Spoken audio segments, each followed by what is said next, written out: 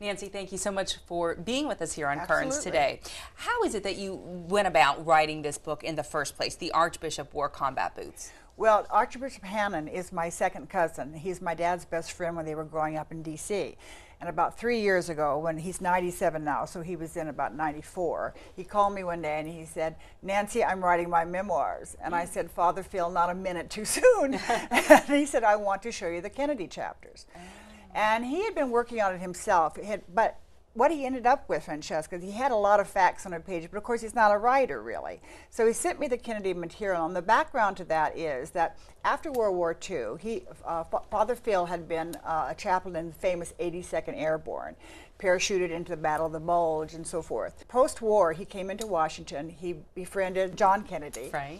And, you know, they were very similar. They're both sons of Irish immigrants. They were war heroes. And they're only 4 years apart. Father Phil's 4 years older.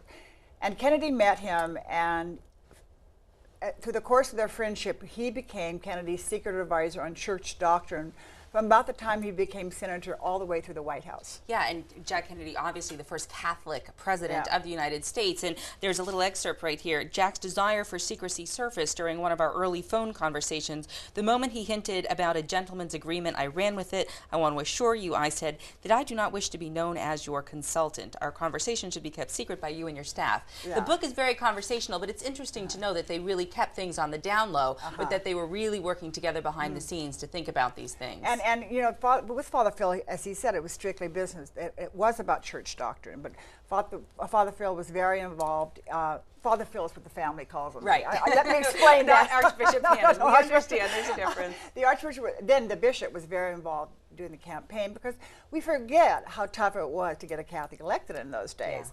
Yeah. And as the Archbishop, then Bishop, says about Kennedy, he said, you know, Kennedy was a cultural Catholic more than, and probably put politics before his religion, but Father Phil could deal with that. You know, that was fine, because he knew he'd had faith. It's just that he was a very pragmatic Catholic. Sure. And I think what Kennedy saw in Phil was a pragmatic point of view.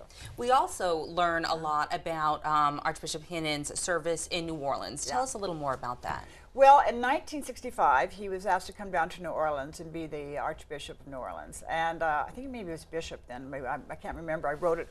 But anyway, he came down. They asked him to come and run the church in New Orleans. And it was actually a great post for him, because my family had always been and his family had been, his father was very, very pro-civil rights from the get-go, in a time when it wasn't popular. And so the Archbishop had a great point of view about wanting to do that when he got to the South. And so New Orleans and the Archbishop were a perfect match. First of all, he's a brilliant man. He's got a great sense of humor. He loves life, you know, and he fit right into that. He wasn't, you know, a stick in the mud and he fit right into that New Orleans culture. And he's seen Hurricane Katrina and now the oil spill, and he just turned 97 in May. What are his thoughts about these terrible experiences that have happened in that area? When Katrina happened, he was a mere 92, and he had at that time bought a Catholic television station called Focus Worldwide.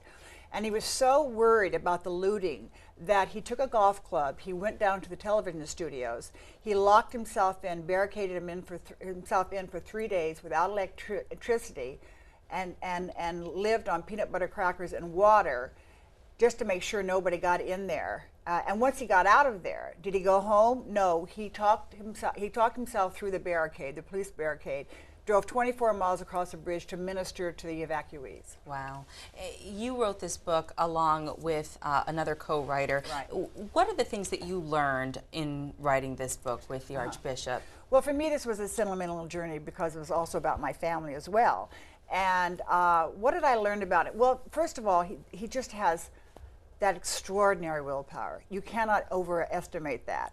And his ability to be so comfortable with a President Kennedy or with an Irish maid. I mean, he doesn't see that change. He gets so much done in a day. Even at 97, he still has plans.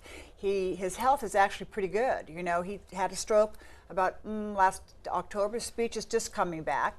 But otherwise, he's walking 2 miles a day. What can readers expect to sort of get out of it? What kind of a person might enjoy reading this? Somebody who lived through that period of the World War II, or perhaps just any everyday Catholic or just citizen? Well, I think certainly a Catholic would love it, because this is the kind of priest we kind of grew up with. You know, first of all, he had extraordinary.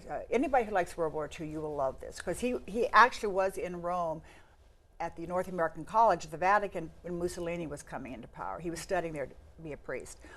But anybody who loves any political junkie is going to love this, because there's 2 great chapters on the Kennedys. And it starts out when, I forgot to say, the Father Phil also gave, the bishop then gave the eulogy at Jack Kennedy's funeral, and Jackie had, that was at Jackie's request. Right, I read about that she specifically wanted him to do it, yeah. and then she then went on to ask that he be a part of the interment ceremony when she moved the bodies of the 2 babies over to Arlington from to Hyannis, be buried, yeah. right, from the Kennedy compound in Massachusetts over to Arlington. So that's just really showing what a personal connection they had, and some of the letters that are included in the book also show what a real tie there was from the Kennedy family. I think the letters are one of the key parts of the book, because there are 2 letters that she wrote to him right after the assassination, within a year, and they're so moving and they're so personal, and what they really, and the reason the Archbishop decided to include them after much thought is because they really show how much she loved him.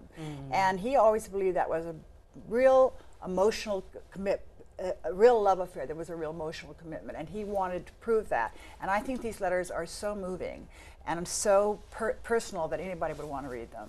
Well, the Archbishop Wore Combat Boots. Right. Nancy Collins, thank you so much for joining us here on Currents today. It is available in hardcover at your local bookstore or Amazon.com. Thanks for being with us. Thank you very much.